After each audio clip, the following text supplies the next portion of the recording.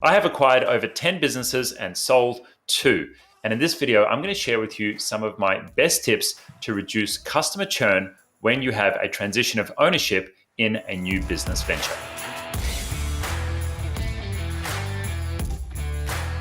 Thanks for joining. If you're new to the channel, my name's Pete Moriarty, and we help business owners with systems, people, and technology and help them build more successful businesses. Now, I've been in business for over 10 years myself, started a business in my teenage years and grew and scaled that organization to be now the #1 partner for Google Small Business in both Australia and New Zealand. And what we love doing is helping businesses with Google Workspace, helping them have more productive teams, and helping business owners create more freedom in their life. So whether that's more time, more money, more location flexibility, whatever works for you, we are here to help you out. And personally, I love seeing business owners buy other businesses to accelerate their growth. This is a strategy that we have used in our business. As I said in the intro, I've done more than 10 transactions on the buying side of businesses, and we have used that to create tremendous growth in our business and lots of value for our team, for our customers, and for the marketplace as well. And so I'm going to share some of my tips in this video. It's a little bit different to what I would normally be sharing on the channel, but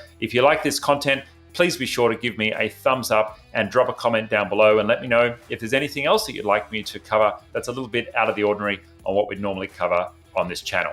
So I'm going to share with you some of the tips that we have learned and gathered over many different businesses that we've bought and acquired, and brought different sets of customers into our database and into our family of customers. Now, when we made our first acquisition of another business, it actually had a pretty disastrous effect. I had 30% of the customers either disappear, the revenue wasn't realized because of accounting errors, or just were unresponsive and straight up left the business and disappeared from all sight or communication. And that was a pretty big blow to our business because I'd spent money, and it was hard-earned money, actually taking those customers in to do the deal. But I found out that when all of those customers no longer wanted to be customers of the business, well, then I was going to actually be out of pocket. And now that I think about it, it wasn't even my money. I had borrowed the money to be able to do that deal. And so these tips are going to be about how you can dramatically reduce churn when you have a specific point of taking on a new business. But if you haven't just acquired a business, you could apply these to reducing churn in general in your business. And you could also apply some of the same psychological thinking to your existing customer base if you're introducing a new product, if you're introducing a change, or just in general. So I hope no matter what situation you're in, this is useful for you. So my first tip when you have a new customer base that you are taking on is to recognize that any change is effectively a decision point. We happen to run a subscription business, so this is very relevant for us. For many people, if they're paying for web hosting or they're paying for a Google subscription, either annually or month to month, they're going to have a recurring bill that's coming from the business. And effectively, each year or each month, there is a decision point. Am I going to renew again? Now, with something like web hosting or email, it's pretty obvious that people aren't going to just, wake up suddenly and decide they're not going to need email or a website hosting anymore. And so there's less risk of people canceling in the kind of business that I run. Yet, when you make a transition in business ownership, that is a trigger for a decision point. And the decision the person is making is not, do I need this service anymore? The decision they're making is, do I want to do business with the new owners? And so recognizing that that's what's going through the mind of every single customer that you are actually transitioning, or every single customer that you have just acquired in your new business venture, is very important, because that's the absolute base ground level that you need to work against. And the challenge there, I say work against, is because you actually need to work on an automatic bias that they are going to have. And that automatic bias is going to be that, hey, someone new has come in, and it's kind of like your local cafe getting new owners. If you don't get the same coffee, or you don't get the same sandwiches or croissants, then you're probably going to go somewhere else pretty quickly, because all loyalty is probably going to be lost if new owners come in and they're not delivering in the same way. Now, the easiest antidote for this particular challenge is to remember that each customer thinks individually. They don't think on the whole. Now, you would probably be, automatically thinking of the whole group of customers, and there might be 10, there might be hundreds of customers, but each individual customer, all they care about is me. They only care about themselves. And so when you recognize that each customer thinks about themselves individually, you can use that to frame the way that you approach any change management or any communications in the business. And so what you want to be thinking about is, okay, well, each individual customer needs care and love. What can I do for each individual customer to feel care and love throughout this process? Whether there is a change or not, what can you do to address each customer individually? And one of the little tricks that I like to play on myself, it's a little mind trick, is anytime that I'm writing communication to my customer base, whether this is for general marketing or around the area of a particular incident or a change management or an acquisition, is I will fire up an email and I'll actually say, "Dear," and somebody's actual name. Now, I use the name Clive, who's one of my customers from a very, very long time ago. And I always think about Clive when I go to write that email to my customers, because I want it to feel like I'm writing that to them personally, not "Dear customers." Because when we write a "Dear customers" email, it can come across as very corporate and can come across as a little inhuman. But when we're thinking about an individual and we're acting on looking after an individual, then it's going to have a very different effect. Now, this is not just about writing emails. This is about everything that you do. What will be the effect of any changes that you make? What will be the effect of any systems that you change? What will be the effect of any policies that you make on the individual? So while we're talking about the individual, let's talk about how we actually help the individuals inside the business. We want to give them love, love, love, love, love. And I say that 5 times because we want to give about 5 times the ratio of love to asking for anything. And that's very important. Each customer wants to feel like they are a priority. And importantly, we want to be giving before we are asking. Now, if you've taken over a business and you want to change the billing system, imagine if you send an email out on day 1 and said, "Hey, we're the new owners of the business. By the way, you need to go and sign up for this new billing system, or you need to punch your credit card into this new system." All of a sudden, you are asking them to do something, and you're asking them to take time out of their day to actually help you without having given them anything first. And so, love, love, love, love, love. 5 loves in ratio for each one thing that you ask for. Now, it doesn't have to be anything big. One love might be giving them a great welcome email. One love might be recording a video, not necessarily for every single customer individually, but recording a video and sharing that with customers, sharing the values, the reason you bought the business, and your purpose and intention behind where you would like to take the business. Next up, you want to make sure that you are actually helping to make their lives as easy as possible. And if you are bringing along perks, if you are bringing along things that are going to help the business owner actually do more in their business, if you're going to do something that's going to give them a benefit, well, you want to tell the customer about that and tell them quickly and up front.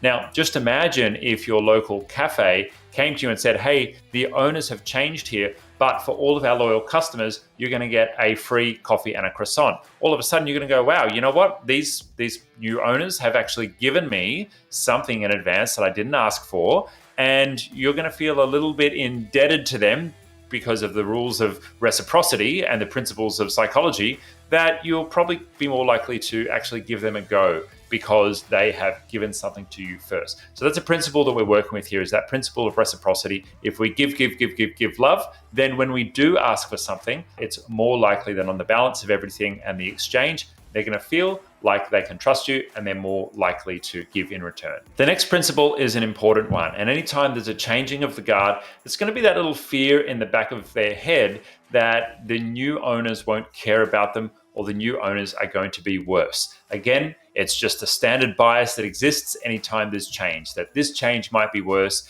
and I may need to protect myself. And so the antidote to that is to be different and be better. And again, tell people about it.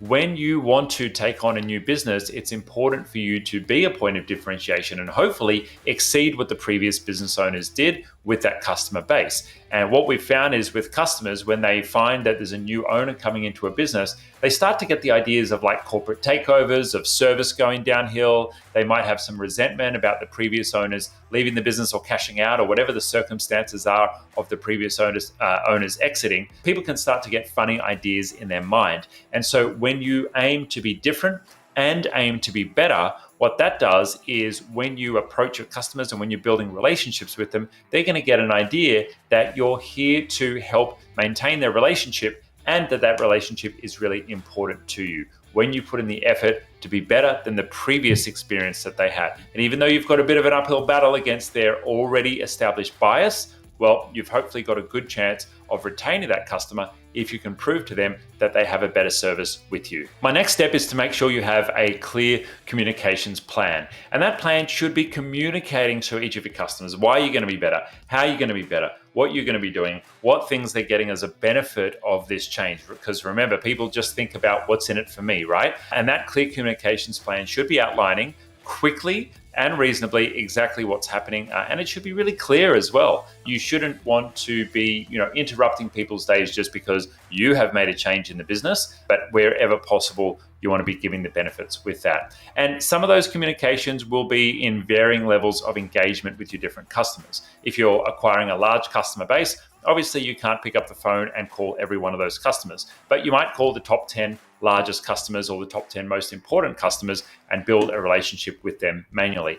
Even better, if you've bought a business and the old business owner is outgoing, would actually be to have an introduction done to those key customers from all of the stakeholders who are involved. And so if that's the previous business owner or previous account manager, having some kind of handover happen where a customer is introduced is going to have a much more likely chance of that customer being retained and staying a customer of your business. Now, in the inevitable case that some customers will leave or choose to no longer remain a part of the business, it's really important to do some exit interviews. And that means reaching out to the customers and having a chat to them. Hey, why did you choose not to continue to give this business your patronage? What is the reason for you moving along from this business? Is there anything that we didn't quite meet for you expectations-wise? Or was there another reason that you decided to move on? And this is going to help you not only to retain customers in the future in that business, but of course for any future transactions as well. It's been said many times that what gets measured gets managed. And so it's very important for you to measure your results in any acquisition or business transaction. Now, we like to measure churn in our business. And when we acquire a new customer base, we look at the churn metrics to see whether or not we've done a good job. As I said at the start of the video, my absolute disaster acquisition, the first one I ever did, had 30% of customers walk away. But nowadays, because we've got really great at the process, we've implemented all of these tips and we absolutely live them each time we take on a business, well, we tend to retain 95 to 98% of customers anytime we do a business transaction. And most of those that don't come across are customers that were either planning to cancel their service anyway, or sometimes even had forgotten that the service was still running.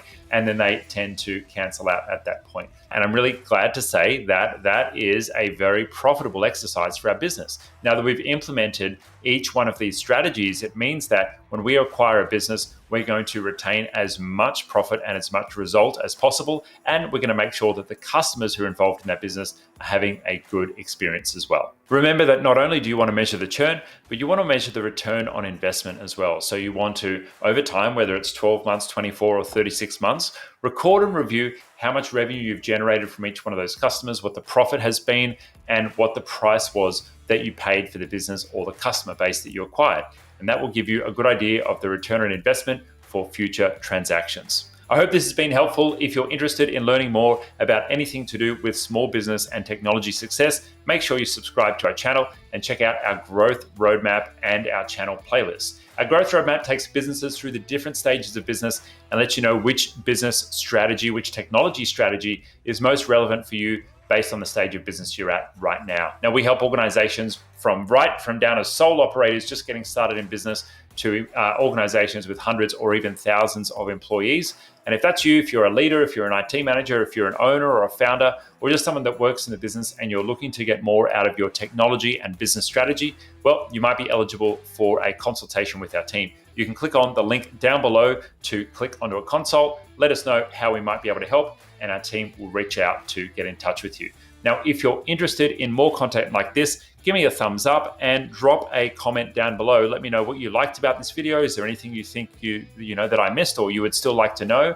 And if you have any questions about the content, I'll do my best to answer them in the section down below in the comments. Now, if you're already a subscriber to Google Workspace, well, we have a pretty amazing offer called Transfer In And what that gets you access to is our Genius Academy. It's a free resource for business owners to learn more about their investment in Google Workspace. If you're interested in that, click on the transfer in offer below and you get access to our library of training videos, some free support from our team, and a Google account health check as well. See you in the next video and take care. Cheers.